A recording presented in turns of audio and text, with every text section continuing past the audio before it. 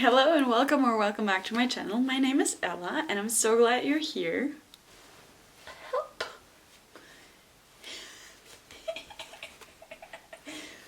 I can't lift all the books I read. I have read 20 books in April and it was such a good month. I can't even lift all of these. That was insane. And there's more ebooks. It's been such a good month. I read a total of 20 books. Maybe you have seen my April TBR video and now you're wondering, Ella, did you read any of these? I did. Out of the 10 books that I set for myself in April, I read 9. And I only have 50 pages left in book number 10. So I think I did pretty well. If you think I look tired and like a mess, that's because I am. Obviously, this is in no way organized or planned. So I'm just gonna yap to you and we hope for the best.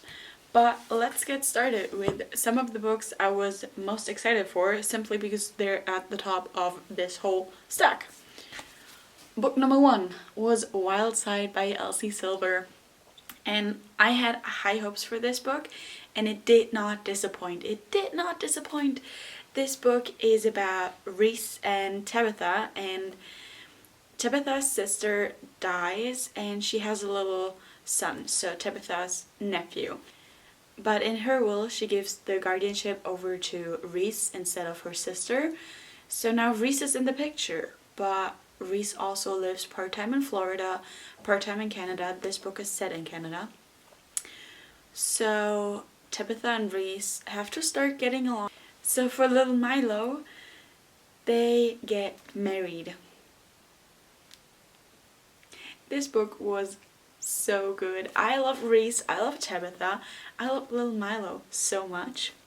And just the whole story was just so adorable. I loved it. One of my favorite books from March. Next up we have Wisteria, and I think this book was on my TBR a couple months ago already, and I finally got to it. I finally read it and I have enjoyed this so much. I don't want to take away too much because I would suggest you read Belladonna and Foxglove. Wisteria is about a different couple, but if you haven't read Belladonna and Foxglove, it doesn't make sense. And I don't want to spoil who this is about, but this book was the perfect ending, and I went through so many emotions, especially during the last 100 pages. Oh my god.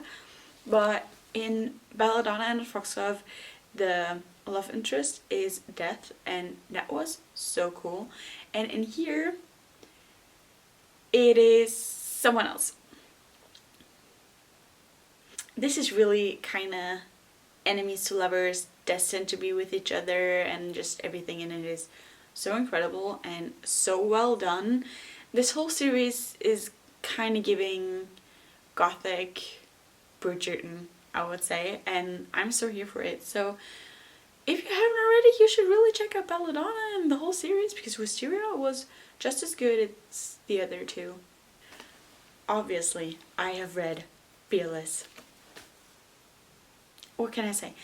Oh my god, I tried to binge this, but I simply couldn't.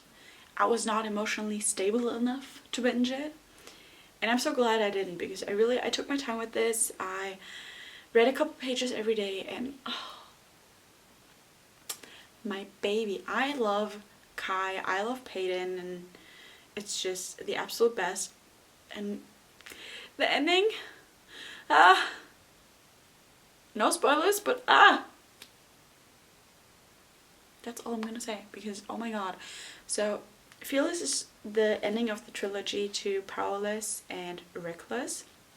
And in Powerless, Peyton enters a contestant. It's like a Purge Trials, I think it's called. And it's a little bit like the Hunger Games. You get sent in as an elite and only one of them survives. And Peyton is not an elite, Peyton is an ordinary. And she enters anyway, pretending to be an elite, and there she meets Kai, and I just love Kai so much. But basically this is the ending to the trilogy, and it is such a good book. Oh my god. This might actually be my favorite of the whole month. Like favorite. Let's continue with City of Heavenly Fire. Also an ending to a series, and oh my god, it took me years. It took me years to get through this, even though I enjoyed this so much. I think I tried reading this in January and then in February, and I finally finished in April. Oh my god, yay! And with these so far, I have finished 3 series. Yay! But this is part of the Shadowhunters universe, and specifically the last book to the Mortal Instruments. And I have really went in there because there's this whole way you can read them, and I decided to go with the publishing date. So basically you read book number 1 to 3 of this series, and then you put the Infernal Devices in it, and you go 1 book Infernal Devices, 1 book Mortal Instruments, and so on and so on. And I finally got to this. I finished Clockwork Princess, I think 2 years ago or something. I don't even remember. And I have loved it, and I was so scared to finish this. And then I also read the Magnus Bane book in between, because I think you're supposed to, and that was also so good. But this book is chunky, and I was scared of how this would end because there was so much going on. And now I finally finished, and it was just the perfect timing for this book because I enjoyed this so much. I love the whole world. It is so nostalgic to me in a way. I started this series probably like 6 or 7 years ago, especially while they were like still filming the Shadowhunter series. So this series follows Clary mostly. There's a couple other people that you will meet in book 1 and 2, and you just follow all of them a little bit. But basically this whole story is about Clary, and she is a Shadowhunter, but she doesn't know. So in book number 1 she gets thrown into this whole world and has to discover it, and she evolves so much from book 1 to book 6, and it's ups and downs, it's so many emotions, and it's so good. Next up, I read All This Time. This has been on my shelf for so long. Basically this book is about Kyle and Molly, and Kyle was in an accident. He was dating Kimberly, I think. Yeah. Kyle was dating Kimberly, and he got into an accident where Kimberly passed away. And during his grieving he meets Marley, and he has to recover from his injuries and everything. And Marley also lost someone, and they just try to get through their stages of grief together. And this book was so good. I totally binged this. I was really in the mood for something emotional, and this was just so emotional. Because I like emotional reads and I like to break my own heart, I also read Everything by Nicola Yoon, I think you pronounce her name. So this book is about Maddie, and she's allergic to the whole world. Like, she's not allowed to go outside, she's even allergic to air and everything, so she's not allowed outside. But next door, Ollie moves in and his family, and for some reason Ollie really wants to get to know her, and he tries his best, and they form a friendship, and she starts to explore life a little bit more because she's been locked up in her room her whole life. And this book was so crazy, and I totally binged this as well, and I ate this up, and it was so emotional. I was not prepared for the ending, but it was really good. Because one heartbreak isn't enough, and 2 heartbreaks aren't enough either. We also have read Magnolia Parks. Oh my god. I finally understand the hype. Like, oh my god. So Magnolia Parks is about Magnolia, and it follows also BJ, and they have been the absolute power couple. They're in this whole rich world. They're in London, and it's just party vibes and rich girl vibes and everything. But they're not together anymore. They have broken up a couple years ago, and they still love each other, and this whole book follows their relationship because everybody thinks they should be together, but they're not because something happened between them, but nobody knows what happened, and it just follows their kind of toxic relationship. But this book was so crazy, and I can't wait to continue because oh my god, what a crazy book. You will either love this or hate this, and I absolutely loved it. And then we have Next Door Nemesis. I found this when I went to Barnes & Noble in LA at some point, and I somehow haven't read it since, but now I did. Collins moves back from LA to her hometown, I think in Ohio, and there Nathaniel is basically her neighbor, but Nathaniel has been her nemesis for basically forever, I think since high school or something. But they kind of have a little fight. There's this homeowners association meeting, and they discuss a lot in there, and the current president decides to step back and move, I think, to Florida. So now, because Nate is part of this association, Collins decides to run for president, and now they're competing against each other, absolutely hating each other, and this is kind of like enemies to lovers, but are we really enemies? And it's just, it was such a quick read, it was such a good book, and I'm so glad I randomly decided to pick it up because this book did not disappoint as well.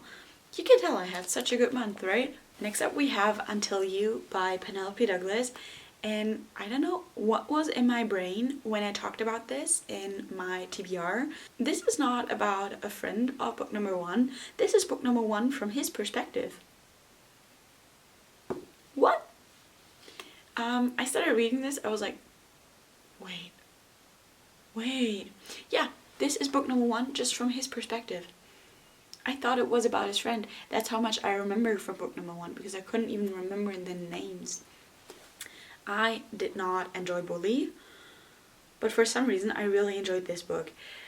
So in Bully, you see her point of view and you don't understand him at all. Like, he bullies her and one day he's all over her, and in this book you really see why he is the way he is, why he does all these things, and he's still an absolute idiot, and I hate the bullying trope still, but you really understand him here and you get to know him a lot better, and for some reason I really like him in this book. Next up we have The Reason Why I Have 20 Books.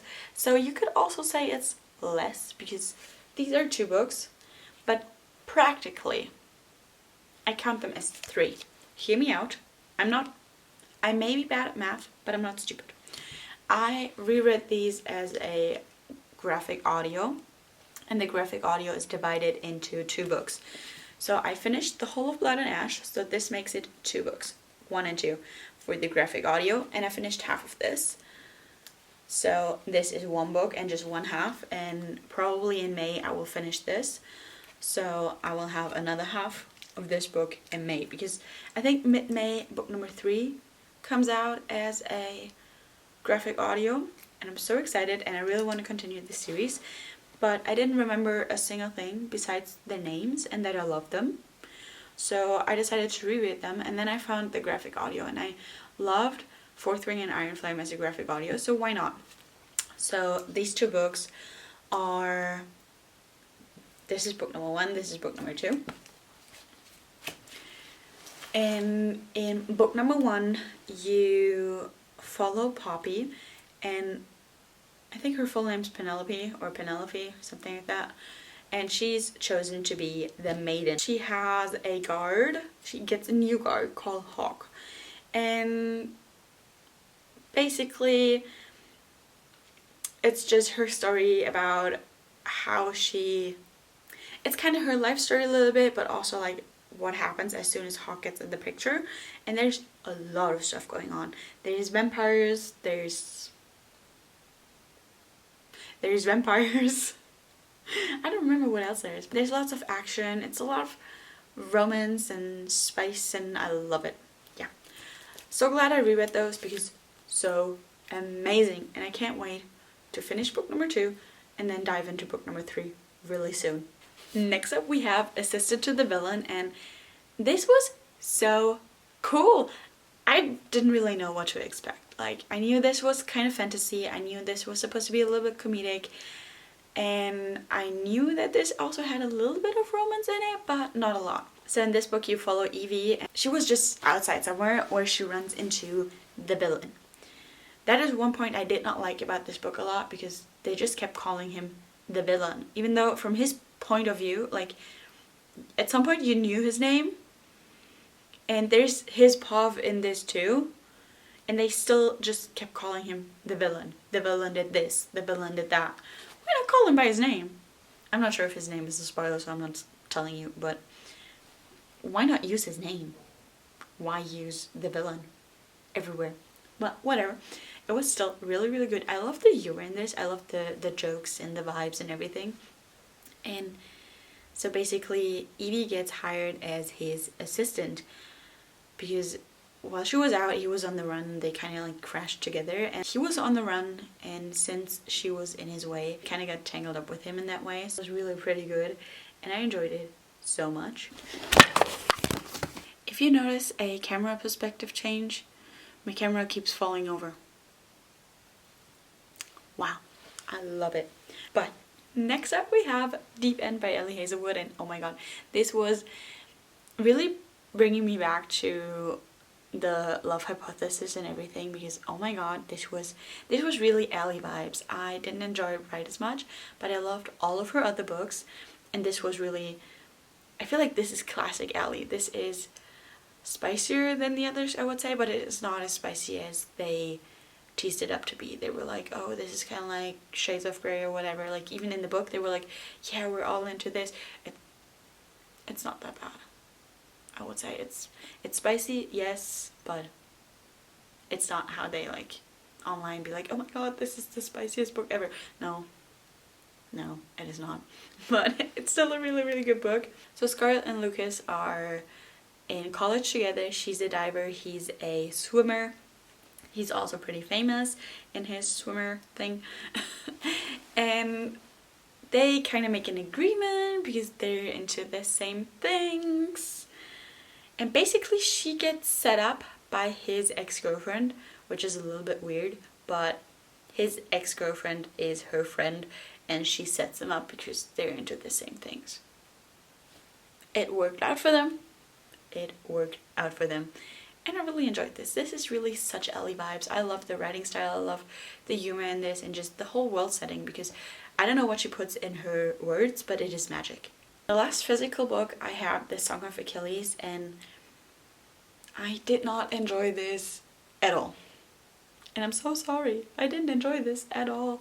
But this follows Achilles. This is like historical fiction, and it is set in like this ancient Greek vibe, and I was really excited for this because I do love Greek mythology, but I did not care for Achilles at all. Helen of Sparta has been kidnapped, so he gets sent out to find her, fight for her, something like that. And his friend, what was his name? Patroclus, I guess, joins. Yeah. As you can tell, I have no love for this book. I was just happy once I finished. Because I finished. That was all. I did not care for them at all. Honestly, I was really debating hard to DNF this, but I know that a lot of people enjoy this, so I wanted to give it a full chance, but this should have been a DNF. Now, we only have the ebooks left, so let me get my overview. I am unprepared. The quality is not good, but bear with me. A book I read and really, really enjoyed is The Strawberry Patch Pancake House. This book follows Archer and Iris. So in this book, Archer finds out that he has a daughter, which he didn't know before. She's already 5, I think? Something like that. But basically, her mom passes away, and Archer gets custody, or like at least guardianship. He moves to Dream Harbor because that is the surrounding that the kid grew up with. There's the grandma there in as well, and he is a chef.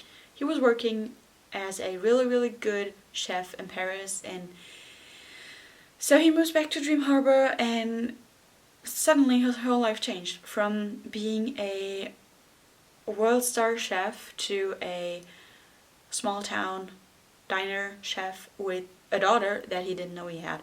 So he goes through all the kinds of struggles, and he hires Iris as his nanny, and it was supposed to be really just a quick arrangement, but you know how it is in these books, it was not just a quick arrangement. Next up we have The Daymakers, and holy shit, because this book was so good. This is a masked rockstar romance white shoes book. White shoes. So this is a band called The Daymakers. They all have hidden identities. They are not known to the public. They are hiding behind these masks, and basically, I don't remember her name. At some point they start calling her Dreamer, so I'm just gonna roll with that. Dreamer has a really abusive boyfriend after that ex-boyfriend, but she runs away from him because they get into a fight and everything, and she hides under the tour bus, and there she basically gets picked up by the security guard, and they make an arrangement for her to basically be the toy of these men so they don't do groupies anymore. It sounds bad, but it was such a good book. I loved Dreamer, I loved the whole guys, and it was giving me Sleep Token vibes, but different, and it was just so good. I loved every second of it, and I wish I could read this again for the first time because oh my god. Next up we have Nightfall. This is book number 4 from the Devil's Night series, and I finally finished the series. Oh my god. Another series I finished. Wow, that was a good month. So from book number 1 to 4, you follow the same storyline. Book number 1 is about Michael, book number 2 is about Kai, book number 3 is about Damon, and book number 4 is about Will. And I absolutely loved Will. It was so nice to finally get to a story and like figure out what was going on with him and everything. It was just so good. And finally you get like a conclusion to all of the books, because you get finally the answers to all the snippets that were missing. And it was just so good. It was the best. And my favorite will still be Damon. My favorite book was Damon's book, but this was really, really close. This is a close second. If you want to read this, definitely go from Corrupt to Hideaway to Killswitch and then to this. Don't read them separately. You will not understand what is going on. But I love the Horsemen. They're idiots. They're assholes. But they're the best. I loved it. And because I finished Nightfall, I also read Fire Night. This is a novella, just about 100 pages, and on top, like after Nightfall, just a few more snippets and like diving deeper in the story, and it was also really, really sweet. It was just 100 pages, and it was like a nice little treat after finishing the series. So good as well. We made it to the last book, and the last book also was not one of my favorites. Actually, it was an ARC copy that I got, and I didn't love it. I read book number 1 on my own the month before, I think in March, and that was a pretty good book. I really enjoyed that, but I don't know what happened in book 2 then, and I really gave it a hard chance, and I feel so bad for saying this because I really wanted to like this because book number 1 was really good. But in this book, you see some characters again that you saw in book number 1. You don't have to read book number 1 to read this. And the book I'm talking about is Chaotic Guidance. And you don't have to read book number 1 to read book number 2, but I wanted to understand the whole world for this arc. So I read book number 1, and that was really good. So I was really excited for this, and I feel like the first 10 chapters were just a little bit unnecessary. They were really just about her childhood and nothing really happened, and you could skip them basically and still get the full picture. And I don't even remember their names, but in this book she has a guardian angel, and the guardian angel has been basically watching over her since she was born or really, really young, and he also kind of had a thing for her the whole time, which made it really, really weird.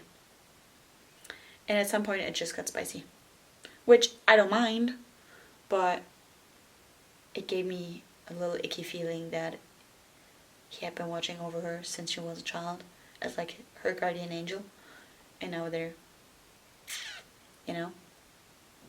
And that was my wrap up. 20 books in 1 month. Wow. Honestly, in April all I did really was study for class and read. That was all I did. Every time I had a chance, I was just reading. And I'm so happy with how many books I got off of my TBR. Like, there's this huge stack right here, like all of the books I read, like physical books, which is insanely good for me, and I'm so glad I did that. And I hope you guys enjoyed watching. Let me know if you read any of these books. I'll see you guys soon.